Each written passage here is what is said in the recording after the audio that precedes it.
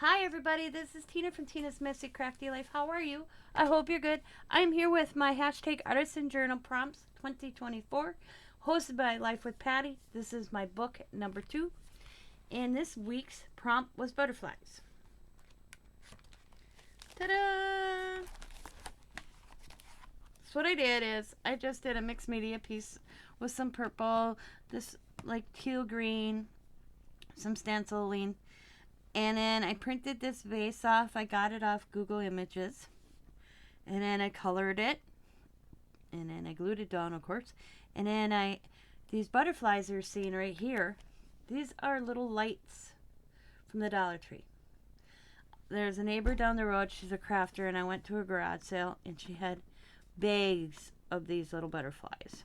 And they were 50 cents a bag. And you got about, I want to say I got 40 in a bag. I got quite a few. And I asked her, when I was looking at them, where'd you get these butterflies? And she's the one who told me. She goes, oh, them are the lights from the Dollar Tree. I said, how'd you paint them? She goes, with fingernail polish. So she just took the butterfly off the light, and she just put fingernail polish on them that she had. And then after she let it dry, she goes, she bought the fingernail polish that had, some different colors in it, or a little stone, glitter. And then also she would let them dry, add another coat of the different color. And then after she was completely done, she clear coated it so that they look like that. I think they're cool. They do chips because I realized a little bit once off that one. I didn't see it when I put it on here, but aren't they cool though? Excuse me.